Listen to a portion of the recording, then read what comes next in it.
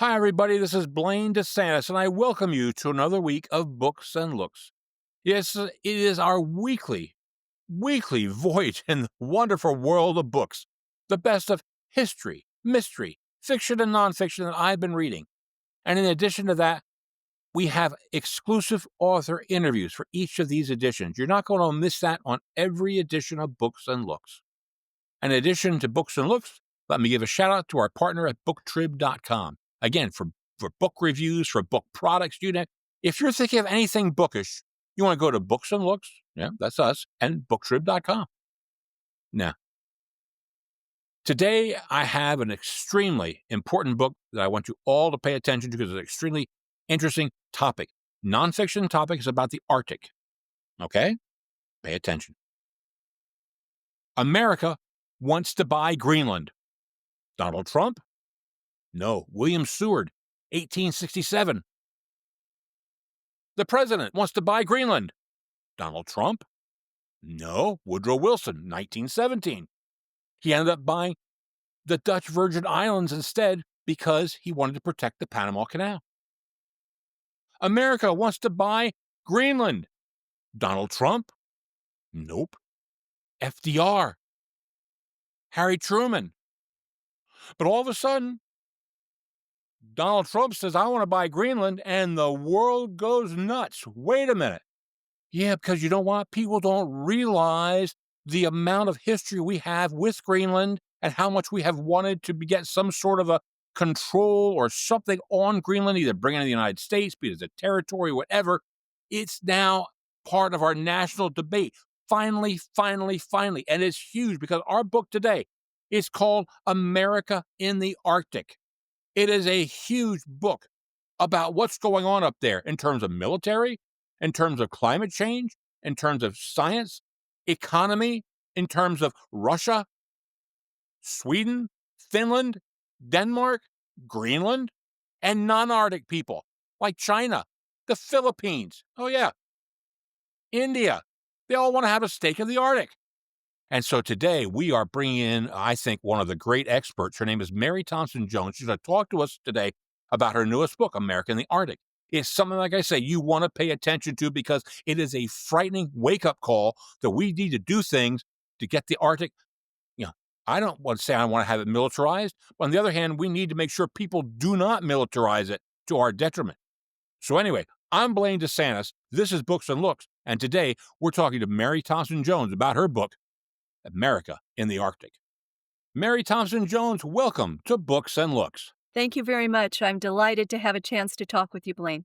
Well, I am so happy to have you here. You are an expert, in my opinion. You are the top of the line here, top of the line. But before we get into the whole thing, Mary, there's some things you got to tell us, some disclaimers you got to make about things. So why don't you just get us a little bit about yourself and those disclaimers? Sure. Thanks, Blaine.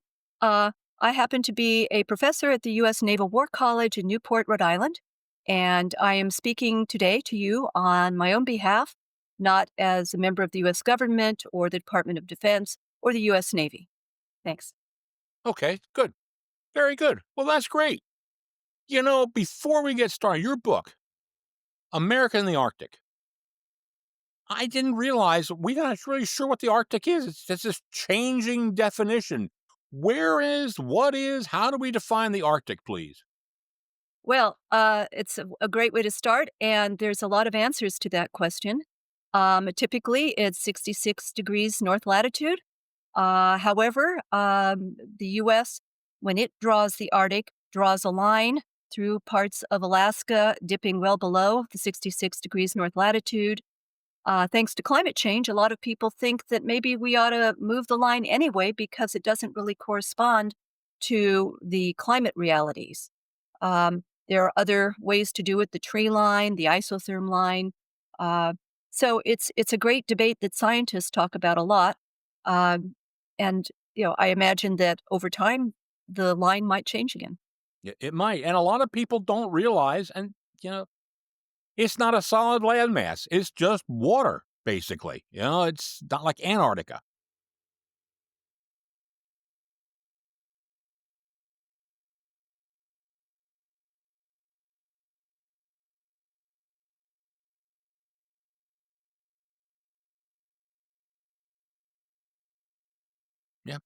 Fascinating, absolutely fascinating. Well, your book, you begin this by taking a trip to Fairbanks, Alaska, and that sort of brought out your love of the Arctic, and you start realizing what's going on up there. How tell us a little bit about that, how you got into the whole thing, what made you wanna write about it? So I was traveling with Ambassador Paul Salucci, and we went to Hydro-Quebec in the northern part of Quebec to see how energy was transmitted from Quebec all the way down to Massachusetts, which was Ambassador Salucci's state where he was former governor. Uh, I rode around on helicopters with a large delegation, and while we never really hit the Arctic Circle, we were further north than I'd been in my life, and I was intrigued by it, and it was the start of my interest in the Arctic. Okay, because you start your book about you're up in Fairbanks, if I'm not mistaken. Yes, Yeah. I also made a trip much more recently to Fairbanks, Alaska. This was part of a conference series on Arctic domain awareness, and I began to become aware of the vast amount of scientific research that our country conducts, along with many other countries. And I was rather in awe of what scientists had been doing for quite some time and what they had discovered. So that was kind of my way in. And I have to say, I'm not a scientist by any means. I'm a diplomat. So my way into the Arctic was to look at U.S. diplomatic history and how we began to grapple with it, going all the way back to the Alaska Purchase and all the way forward to the headlines of yesterday's newspapers. That's right. And what people don't realize, especially me, is how many conferences and meetings and organizations and NGOs there are. My God, it seems like every third page we're at another one here, another one here. I never knew that many people studying the Arctic or had something to do with the Arctic. There are loads of them. There are. It's definitely a growth industry, and it's kind of exciting to be a part of that. We have more U.S. universities now that have Arctic studies departments, and by no means is it only Alaska. Although I must say that the University of Alaska Fairbanks is certainly among the premier Arctic universities in the world in terms of the many disciplines that get involved in Arctic studies. It's just utterly amazing. Just I never realized that. Well, now you emphasize in your book a lot on climate and science more than security. Now, that's not the way typical. That's not typical. We think of up there, we think about security. Why are you focusing on that climate and science part?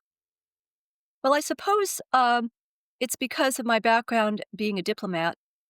Security is obviously very important to the United States, and I teach at an institution in which security is primary. But I do get frustrated that we sometimes contemplate the Arctic as merely a security problem. And I'm much more of an advocate for a multidisciplinary approach. I think that matters now more than ever, in part because of climate change. The domain awareness, which is essential to planning security and executing security, is something that America is catching up on. We went a long time without really looking at the Arctic. And now that it's changing almost under our feet because of certain climate effects like the albedo effect, which we can talk about more, uh, it's incumbent on us to be holistic in our approach. Yeah, we talk about things up there in the Arctic, and early on in your book, you wrote about something that just grabbed me, and I never heard about it. It's called the Buford Gyre or Gyre or what? Yeah. I don't know how you pronounce. Yeah, What? this Tell is us what that is. yes, it's the Beaufort, just above Alaska, and parts of Canada, Western Canada, and it's a gyre. A gyre is a body of water, like if you fill up your sink or your bathtub, and then you let the plug out and you watch the water circle. It goes in one direction if you're in the northern hemisphere, goes in the opposite direction if you're in the southern hemisphere. The Beaufort Gyre is a volume of water that has been accumulating for quite some time. And periodically it flushes and the fresh water is dumped out. What's really interesting about water dynamics is that you have salt water and fresh water. Fresh water accumulates on top in the Arctic. In the case of the Beaufort Gyre, it hasn't done its customary flushing out for some time. So the volume of water that's collected in the Beaufort Gyre now exceeds the volume of all the water in all the Great Lakes, which is mind boggling to think about. At some point, the gyre will reverse itself and this flushing process will start. Many scientists, including some that are just north of where I work, in Woods Hole, Massachusetts, have looked at this, as have others around the world. It's a fascinating phenomenon, and it's one of many. And it kind of underscores the point that we don't really know as much as we need to about the natural systems that are at play in the Arctic. And it's really incumbent upon us to pay attention to this, to learn more about this. And I greatly admire what researchers have already done, but we need to do more. And researchers really need to translate their findings in ways that politicians and the general public can understand so that we can all learn more about this. Right. And you know what? It's been in the news so much, the Arctic, in the last 4 or 5 months, that I think we are starting to at least start to understand a little bit about it. I mean, it seems like almost every other day I'm finding a story, some with Greenland, some with cable snatching and what other these things. There's a lot going on up there, and at least it's getting reported now, and people say, hey, there's an interest in this. So that's really great, and we just got to keep this going. But one of the things that's interesting is you say you've seen this dynamic transformation of the landscape up there since you started going up there. What transformations have you seen, and how are they affecting things? Well, as you alluded to, there's certainly been a transformation in terms of political awareness, and I'm really happy to see that. And in addition to Alaska, which has always been our Arctic foothold, other U.S. states are also finding that they have reasons to engage in the Arctic, none more so perhaps than the state of Maine. Um, for example, Maine was the host of the Joint Commission, which is U.S., Greenland, Denmark. They had a meeting in Brunswick. There's a great Arctic museum at Bowdoin University, which is in the town of Brunswick. In addition, there's a huge company out of Iceland, Eimskip, which now works out of the port of Portland, Maine. And there is an annual conference called the Arctic Circle Assembly, and Maine has gotten in the habit of sending large delegations. Governor Janet Mills, Senator Angus King, many others have begun talking and writing about the Arctic, engaging with our Arctic partners, and finding a multidisciplinary way to consider how their state might relate to the Arctic. And just as Alaska is a gateway to the Arctic on one side of our continent, the state of Maine, although it certainly is subarctic and by no means is an Arctic state or a near Arctic state, is also a gateway to the European side of the I Arctic. see. Well, how does the landscape change? Have you seen major changes in the landscape since you've been going up there? Well, sure. And I should say I'm not a scientist and I've not been engaged in any scientific observations, but I follow readings that are accessible for lay people like me. And the melting of the ice is something that our U.S. Snow and Ice Data Center has followed since we've been able to take satellite photographs. And there's a September maximum and a March minimum, which show the shrinking ice cap in the Arctic. And it's really quite alarming. We've lost multiple year ice. We now have 1 year ice. And the thickness of the ice has changed, and the amount of melting has been absolutely staggering. In part, this is because of what's called the albedo effect. And, maybe as a kid, Blaine, you remember doing experiments on the playground. You put a black sheet of construction paper next to a white sheet of paper. You put thermometers on the top. And guess what? The black sheet of construction paper heats much more quickly than the white one does. This is precisely what's happening at the poles, both the Arctic and Antarctica. And the Arctic is measurably increasing in heat 4 times faster than places to the south. And as we lose the whiteness of the ice mass and the ice sheet, what's underneath is seawater, which is dark. It absorbs heat. It absorbs the sun's energy, and that accelerates the melting, and it becomes a cumulative churn type effect. So, yes, we are in an era of lots of melt.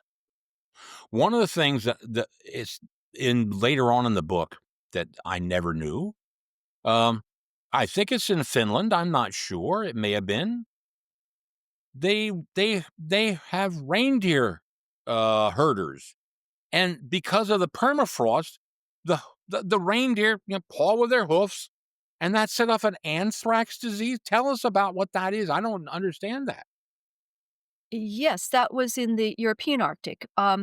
There are just a host of flora and fauna in the Arctic, which is its own passion for people who study that.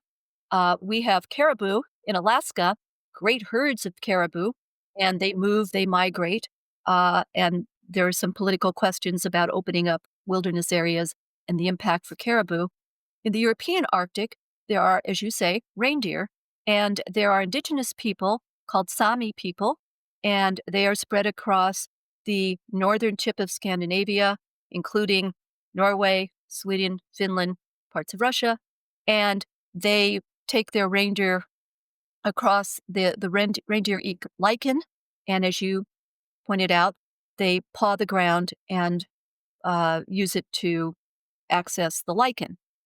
Permafrost has also melted, and permafrost is its own phenomena, and permafrost absorbs pollutants, pathogens, all kinds of problems that we're only now becoming aware of.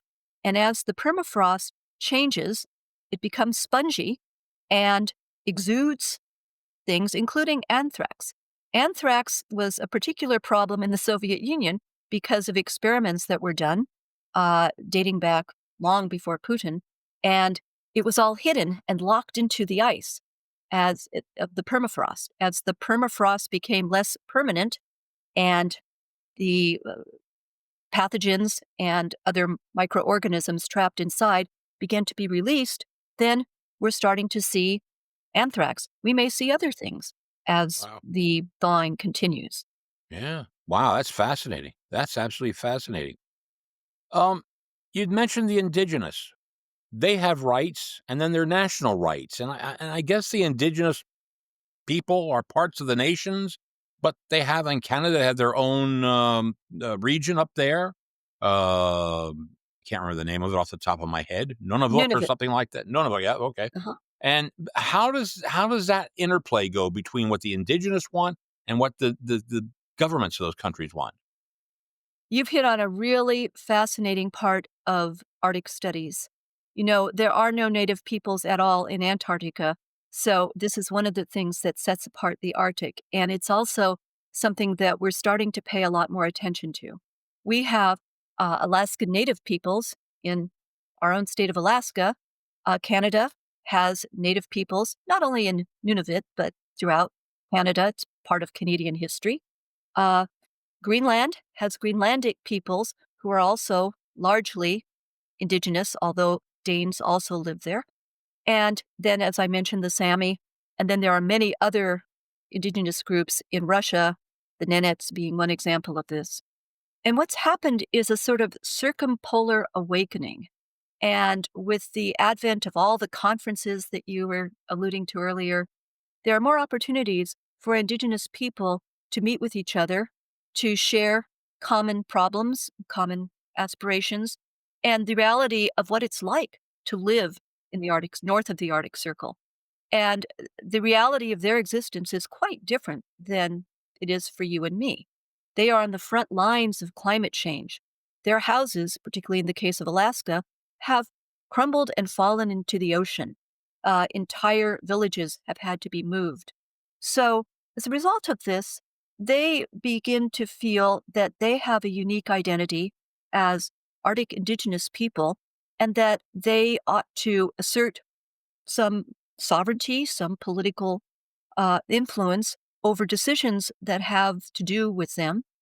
And they are often frustrated with their capitals be it Ottawa, be it Washington, etc., because people in Washington or other capitals may not understand the realities that they face. And it's the old adage about us, without us. Nobody likes to have governments make decisions about them without their input. You would think we would have learned that by now, but we still struggle sometimes with You're that. right. Wow, that's very fascinating. Hey, one country I want to talk about, and we had just mentioned them, Russia, not too long ago. Russia. Russia has this perpetual military buildup. And, how do we counter that with what we're trying to do with science and climate change? Are you seeing anything like that coming from them, or how's this interplay going here? Because it worries me, to be very honest with you. When they planted that flag, I bothered the heck out of me. Well, you're right to be worried. The planting of the flag was a little bit of opera buffo, maybe. It happened back in 2007. No one was very impressed with it because we no longer live in an age in which you plant the flag. On the other hand, there's a serious aspect to your question, and I think you're right to be concerned, not only about Russia, but about China as well, and what kind of Arctic we want. Now, if we go all the way back to Mikhail Gorbachev, he gave a famous speech in Murmansk in which he described the Arctic and his aspirations for it as a perpetual zone of peace and security. And a lot of people ascribed to that idea and thought, yes, it should be somehow outside of great power competition. It should be allowed to perpetuate as an area free of conflict. The Arctic Council was invented.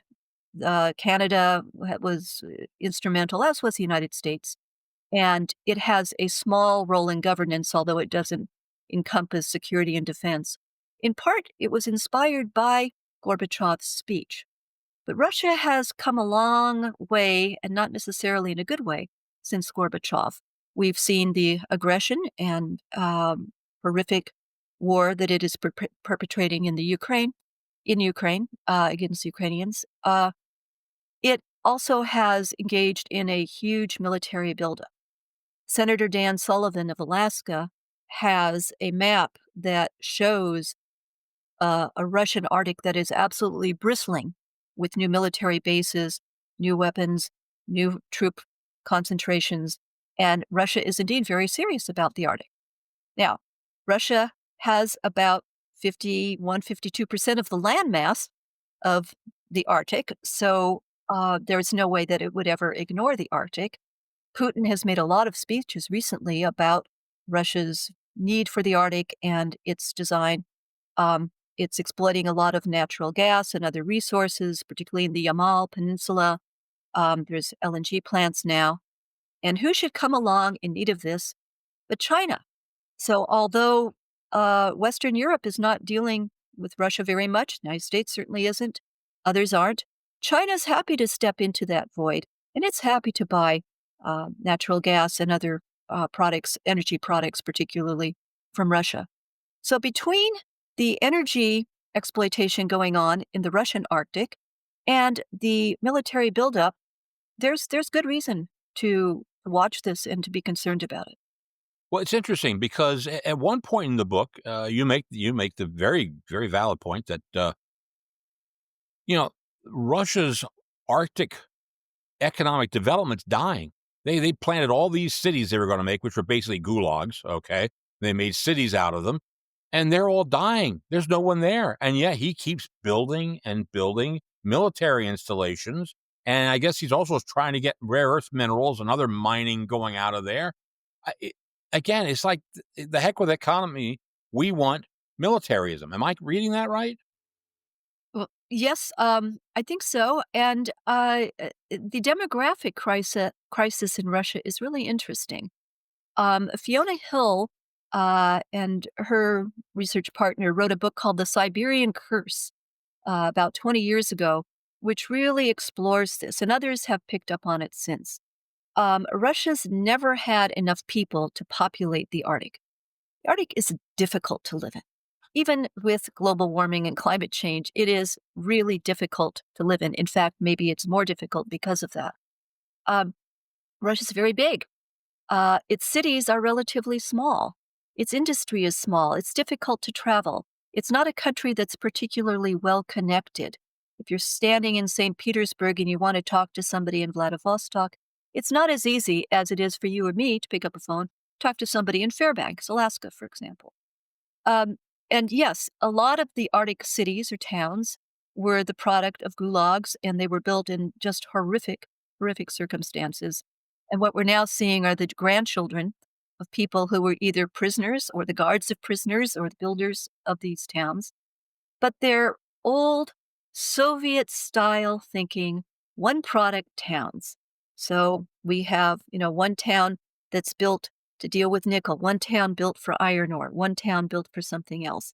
This is all central planning. And, that's another book for somebody else, and many have written about all the problems with central planning and why it just doesn't work.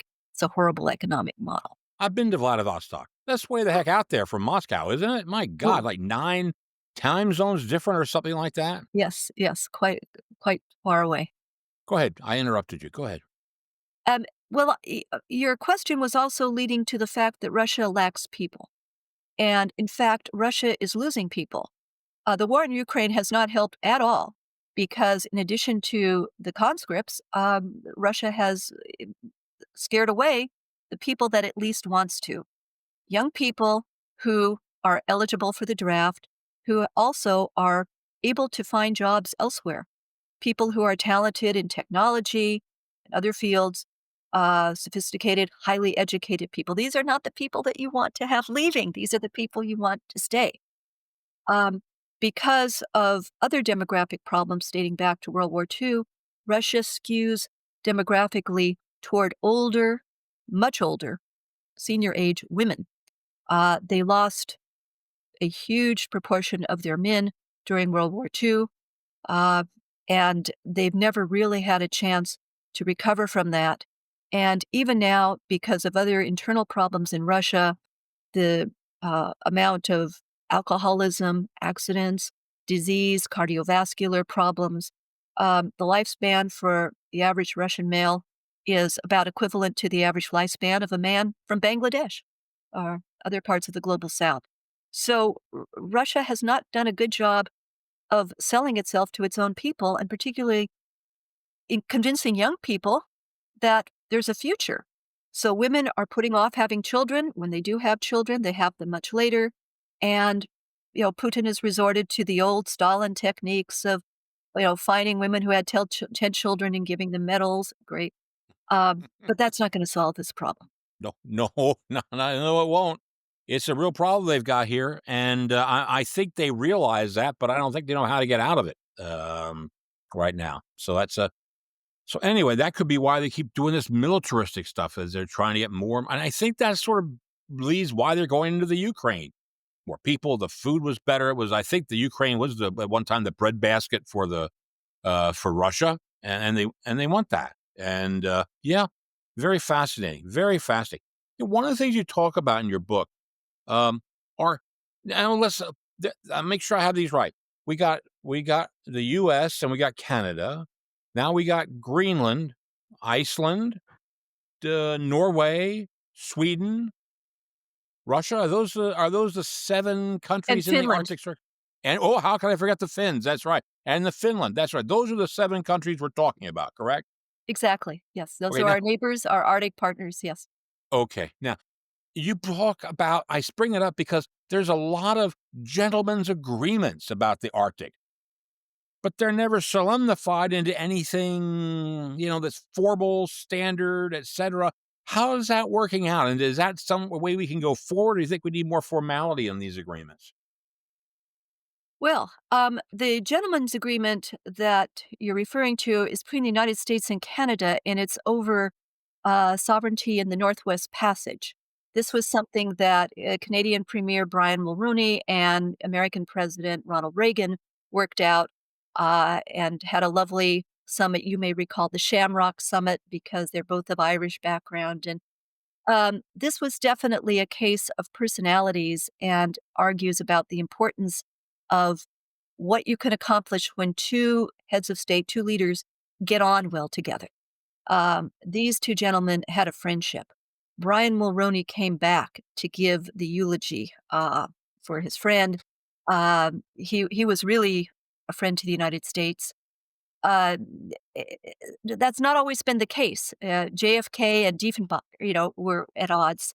Uh, Justin Trudeau and Obama, had the Bro Summit. Justin Trudeau and President Trump, not so much. So, uh, gentlemen's agreements have a utility in that they can break a logjam.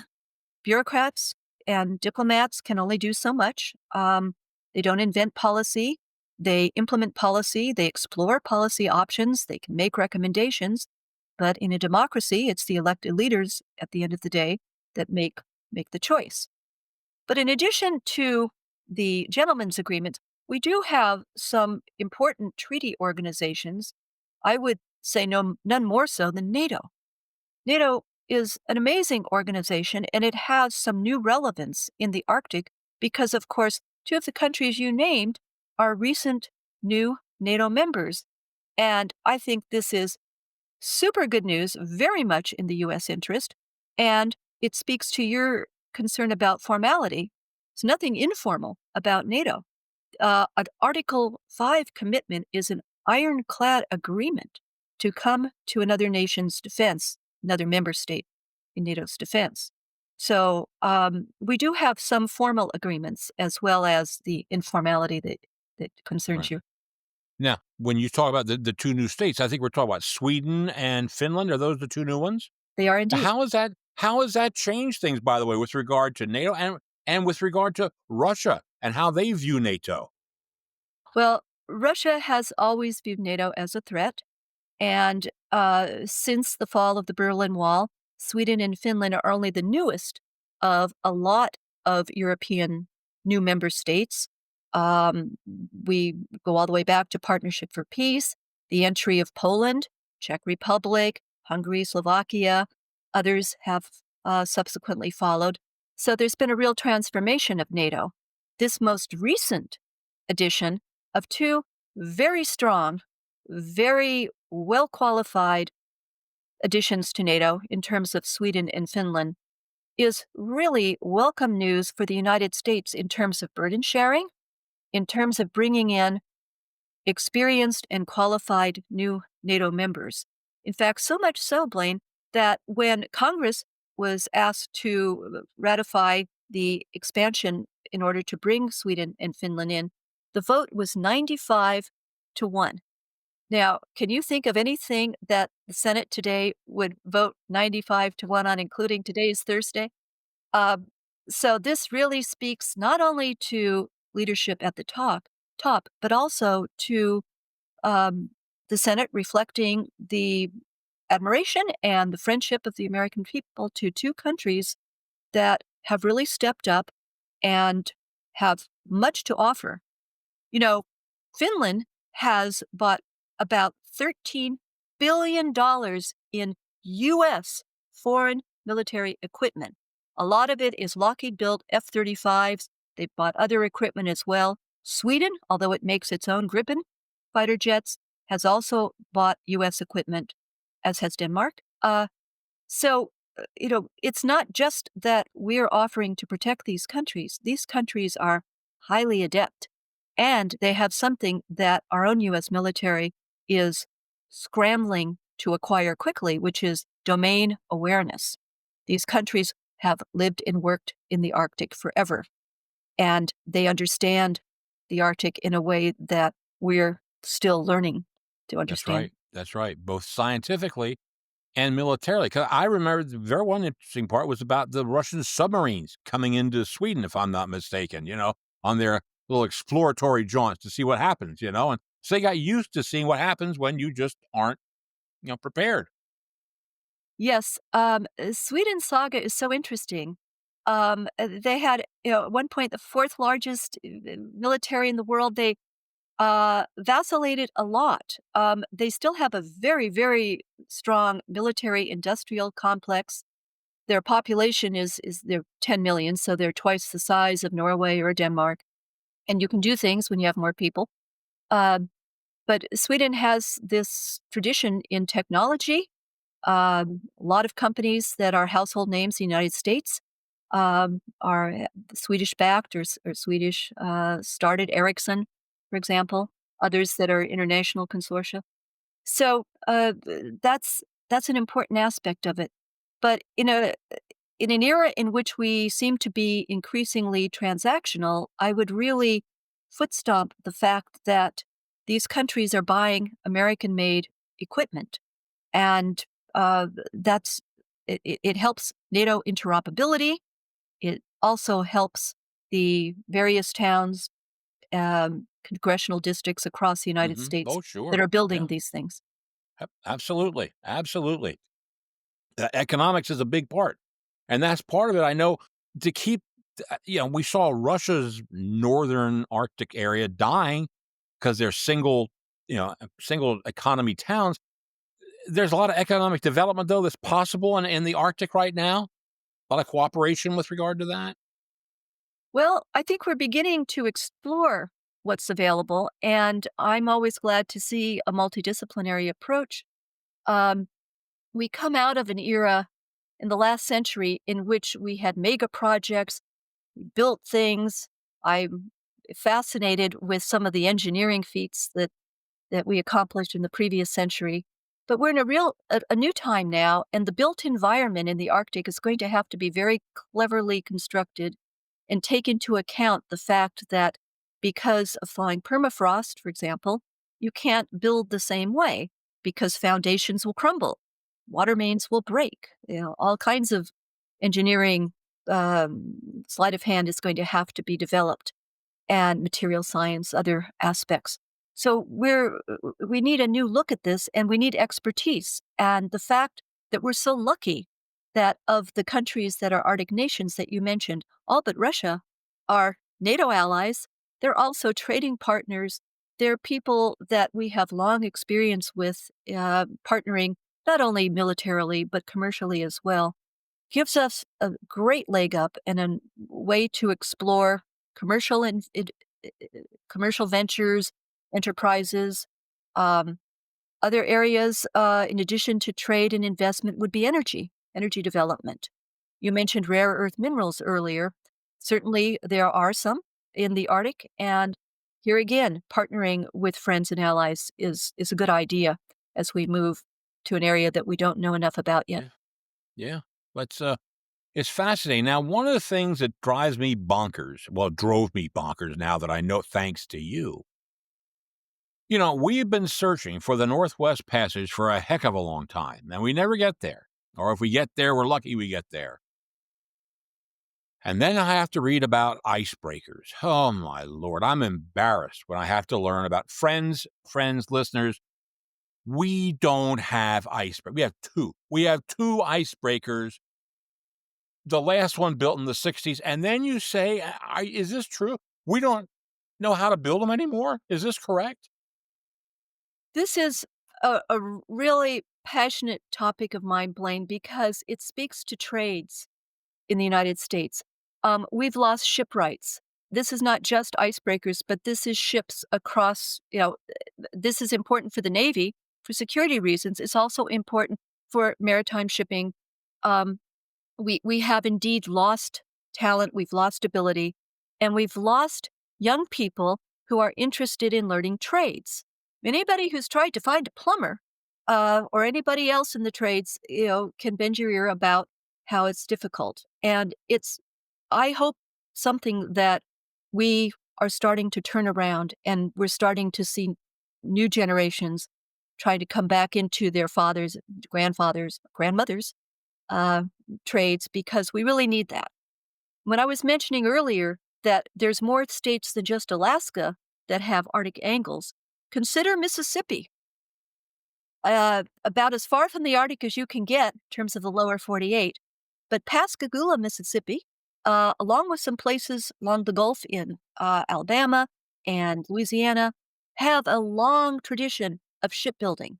And right now, Pascagoula has contract. It's working with the U.S. Coast Guard to hurry up and build some icebreakers. They're running into trouble and there are delays because, in part, they can't find enough talented people fast enough, and because we've not built an icebreaker in half a century. Last time we launched one was during the bicentennial. Uh, we have Congress has stepped up. Congress has done its part. It has funded these. But anybody who's worked in military procurement knows that from the time that Congress writes the check to the time that the active duty military person gets the weapon or equipment in hand can be 5 years, 6 years, 7 years. So it is a frustration. We do need to break some log jams, but we also need to get more talented American people into the trades so they can start building these things. For 15 years, I've heard down here in South Carolina, we need welders. We need welders. It never ends. It's a never ending. We need welders. They're not around. Well, I think you can incentivize people. I don't think it's rocket science. I think young people would love to have meaningful work. And, that's a different book for a different time and people with more expertise than I have. But I hope we're starting to turn the corner on that because I hate to see this happening. And I think we have great need for all the trades, but certainly shipwrights, which is more in my lane. Now, I got two more questions. One will be simple, but this one. All right. Greenland, Greenland, Greenland. This is not simple. This is not a simple question. I just listened to a whole 45-minute podcast the other day on Greenland with an, quote, expert telling me all about Greenland from up in England or somewhere in the UK. At the end, he couldn't figure out what the status really is and what they can and what they can't do. What's going on with Greenland? What are they? They're part of Denmark, but they're not part of Denmark. What is this? Well, it's somewhat analogous to Puerto Rico for us, although we call Puerto Rico a commonwealth. Um, Denmark and Greenland have a long association, many centuries long, and Greenland is leaning toward independence, and Denmark gave them home rule. Then more recently, it gave them self rule. On the other hand, Denmark still handles two very important aspects: foreign policy, security, and defense. Uh, Greenland is considered part of Danish territory, and as a result, it receives Article 5 protection from NATO. That matters to us. Now, as I don't have to tell you, President Trump raised the issue of Greenland right away, and all hell broke loose. Uh, People had opinions about this. Certainly, Danes had opinion, and Greenlanders had opinions. I will say that this is a question for Greenlanders to solve. We have to recognize they exist. There are 56,000 Greenlanders. That is not a lot for an entity the size of Greenland. It is the least dense territory, entity, country, nation in the world. It receives a block grant from Denmark. That's important. It covers health care, it covers other things. Becoming instantly independent is probably not a possibility. Some sort of phased independence could be. But I'm grateful that the topic of Greenland has been raised because I am a person who strongly believes that the United States ought to have some kind of a role with Greenland. We should not invade it. We should allow the Greenlanders to decide their fate. If they wish to remain with Denmark, so be it. If they wish to become independent and never talk to us again, so be it. But we have engaged in Greenland in a number of ways for a very long time. We have a Space Force base called Patufik that's up in the very northernmost part of Greenland. I have a map of Greenland behind my shoulder. I'm probably the only person you ever met who has a map of Greenland. Uh, we have engaged in Greenland in a lot of ways. And I'm the meeting that I mentioned, or the Joint Commission that actually took place in Maine, is an ongoing process, and we talk about everything at the Joint Commission: environmental and scientific cooperation, education, cultural exchanges. We have scholarship programs for Greenlandic students. Um, we have exploratory companies that are looking at minerals, energy, other aspects of the economy, because Greenland does need to grow its economy. At the moment, it relies on fishing. It's very much subject to the same climate change that everybody else is in the Arctic. And what you can fish today, you might not be able to fish tomorrow. They have also been on the front lines of climate change. There's an iconic photo of somebody with sled dogs, the sled, and they're mushing through slush. And it's really hard for people not to be able to have the same lifestyle that their grandparents have. And Greenlanders are going through a lot right now, as are other Arctic indigenous peoples, trying to figure out what to do about it. So, yeah, Greenland. Maybe a free trade agreement, maybe a free association agreement. There are many, many other possibilities, and thoughtful people ought to engage in a thoughtful discussion. Denmark reacted viscerally to the proposal as it was put, but it might be possible for diplomats and others to speak more quietly about it and more holistically engage and respect Greenland for the entity that it is. And you know what? Whether you dislike him or like him, he brought it up. He brought it I up. haven't heard anybody bring up Greenland until, recently, until Donald Trump did, and now we're all talking about it. 2 days ago, there was an article in the New York Times, Wall Street Journal, one of those 2, about how the Greenland's northern border is being protected by sled dogs. That's all they have up there, sled dogs, and they have Oh, this is Denmark. Yeah, this is the Serious Dog Patrol. This is yeah, legendary. yeah. This is a great story. Um, Denmark has members of its military patrol Greenland, as you described, on sled dogs, because that's the only way to get around, Blaine. There aren't many roads up there. I was in Nuuk, the capital of Greenland, about a year ago, and it's a town, certainly a village, and somewhere between about a third, little more than a third of Greenlanders live in Nuuk. Once you get out of there, there are a few other important towns, but the population drops precipitously.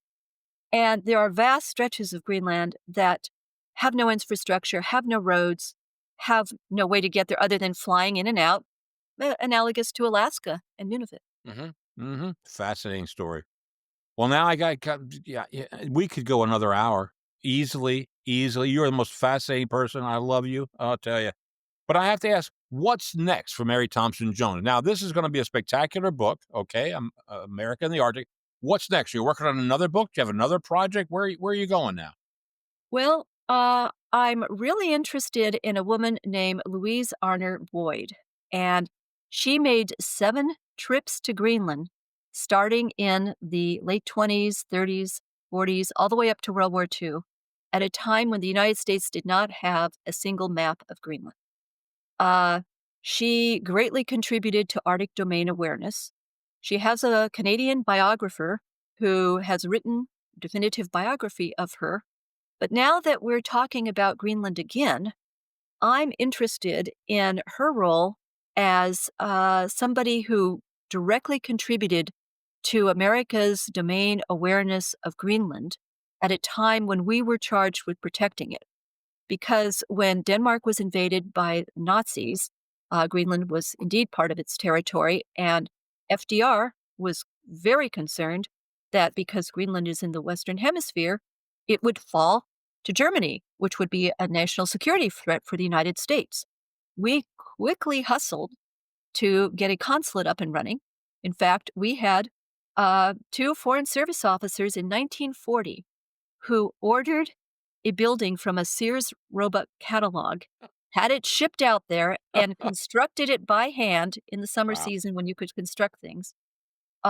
There was also a cryolite mine that was producing aluminum at a time when we were trying to produce about 1 aircraft a day. Since then, we have other ways to access aluminum and to make aluminum. But back then, it was a critical mineral in its time. So history is instructive. We had more than 30 military bases. Some of them were just weather stations, others were quite elaborate, all across Greenland, trying to protect the territory from the Nazi threat and protect shipping through the North Atlantic as well, because it's the part of the GI Greenland, Iceland, UK gap through which German subs were coming.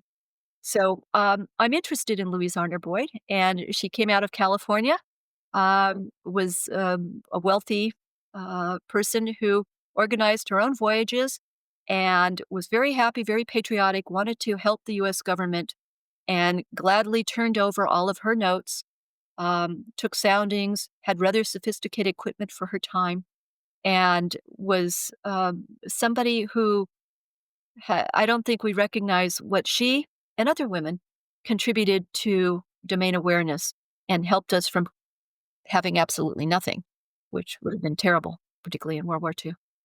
So you're focusing on that? You're gonna write a book about her?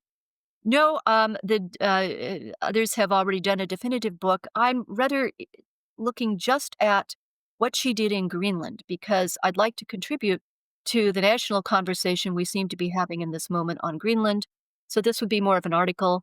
I have a former student who's a research assistant who was working with me on this, and yeah, also it's a lot shorter time lag. Writing a book takes many years. Writing an article can be done a lot quicker, and I just like America to have an Arctic presence and to look at all facets of our previous involvement in the Arctic as important as we figure out our future engagement in a really important region. Very interesting. And, you know, um, I hate to give plugs to other books while I'm on your thing, but That's okay. next week, I'm doing a book called 30 Below. It's about the first all-female group of hikers to do Denali. The Oh, Denali Damsels back in 1970. Oh my word. My, oh my, when you talk about what women did and what they couldn't do, oh my word, these women overcame a heck of a lot. And I think you'll like that one. That's a great I book. will. Absolutely. That sounds Yeah. great. So Well, anyway, but anyway, you know what? What's great is America in the Arctic. You are great. I thank you so much for coming on our show today. You are a wealth of information, and I can't say enough about you and your book. I just thank you so very much. You've done a public service for all of us. well, Blaine, I can only thank you. Your questions were really thoughtful, and uh, like every author, I love to talk about my book. And it's an inspiration to see all the books behind you. I imagine those represent other authors that you've talked to over the years. So thanks for doing this. Mary Thompson-Jones, I learned so much from your book. It was outstanding. Any of us who listen to this are much more educated about this definitely important topic that we know too little about, and thank you for educating all of us. So anyway, that's what I'm looking at. I'm looking at every article I can find, friends, on the Arctic, be it in from magazines, newspapers, whatnot. I'm reading everything about the Arctic, and I'm shaking my head and wondering where are we going to do now. So that's something you want to take a look at on a daily basis, also. So anyway, on behalf of my good friends at Podcast Studio X, this is Blaine DeSantis for Books and Looks, saying may all of your leaves be pages in a book.